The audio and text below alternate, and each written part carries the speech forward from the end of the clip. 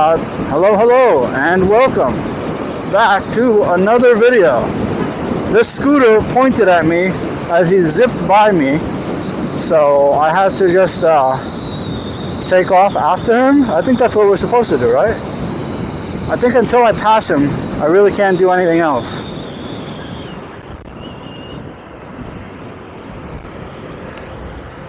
Okay, now that I passed him and he nodded in acknowledgement at my superiority, I think we can... Oh, he made a left at 97. Okay, I guess that's it. Okay, so maybe I only got to pass him because he was slowing down so that he can make a right on 97th. Okay, well, if that's the case, so be it. But you know, you cannot let another rider point at you and then they take off, and then you just continue on about your business.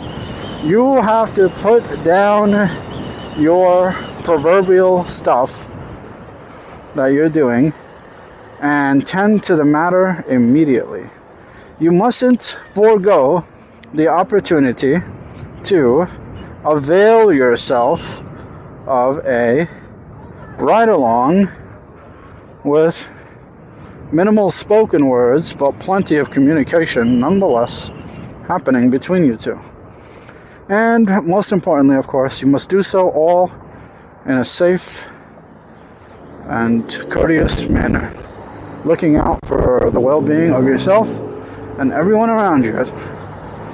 And so, in the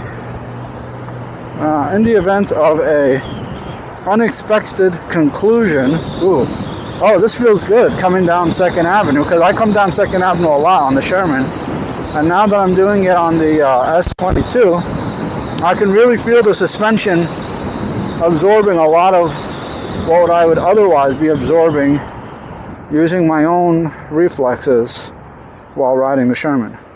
Now I'm absorbing it just by feeling the wheel bouncing up and down. And when I give her juice and just take off, it's responsive. It doesn't feel underpowered, even though the battery is smaller. The voltage is higher. It's actually 126 volts, so it is a higher voltage wheel than the Sherman. So it should be responsive. It just can't carry you as far or for as long as the Sherman might. All right, I'm going to take this from here all the way to as far as I can go safely before it gets too crowded.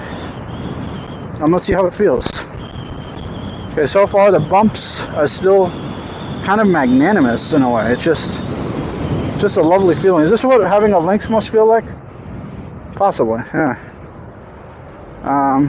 Now, if you have a Sherman S or a Patent, and those are expensive wheels, should you then start all over again and buy a Lynx and abandon your existing wheels, or banish them to the unused wheels realm, or to the I will sell you at great personal loss and resale value realm?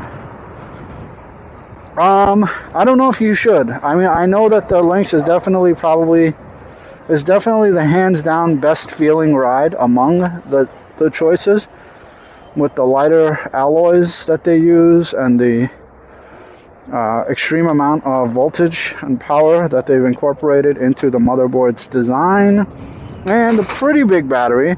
It's not a huge battery, it's a big battery. It's not as big as the Sherman or Sherman S. I think it's more in line with the Patent. But because of some efficiency factors, you can't out of your Patent. Not only do you get close to the same acceleration, which is absurd, because the Patent is the king of acceleration, but you also get range, which you want to be close to. Yes. So, find your sweet spot. If you just bought a Sherman S and you want to upgrade to the Lynx, how much would that cost? Well, retail, they're about the same price, $4,100 versus $4,200. Does that mean that you're going to spend $100 to upgrade? No, try $2,000. $100 upgrade for $2,000. Would you do it? Why or why not? And how on earth is it $2,000, you might be wondering? Well, because a Sherman S will fetch you about $2,500 with a bunch of accessories on it. Some people might be thinking, nah, I get 3.5. Well, You might. It's not impossible.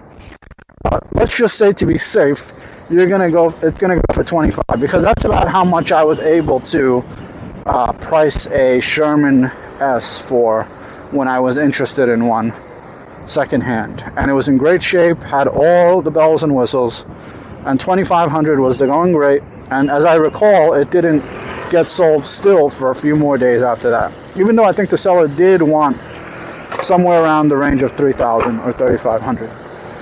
Even though 4,100 plus accessories is like 5,000, you're losing about 2,000.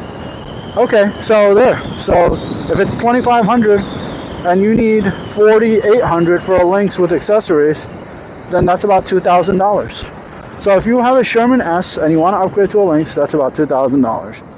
And if you have a Sherman and you want to upgrade to the Lynx, that's about a $3,000 differential. So pick your poison. For me personally, I've opted to do the mature thing and keep riding the Sherman for a little while longer. And then once a viable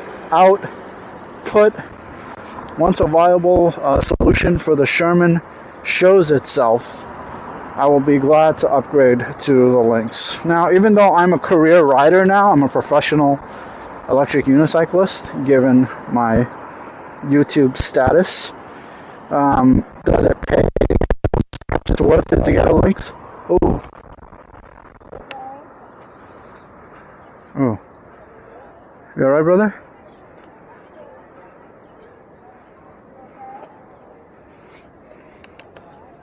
Yikes. He just bumped into her car.